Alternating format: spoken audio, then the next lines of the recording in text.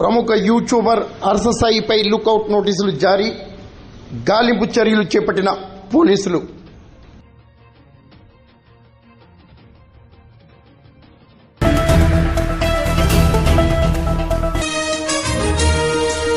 ప్రముఖ YouTuber youth icon అర్ససాయిపై పోలీసులు lookout నోటీసులు జారీ చేశారు. అర్ససాయిపై ఒక యువతి ఇచ్చిన ఫిర్యాదు మేరకు లైంగిక దాడి కేసు, మోసం తదితర కేసులు నమోదు చేసిన విషయం పాఠకులకు విదితమే.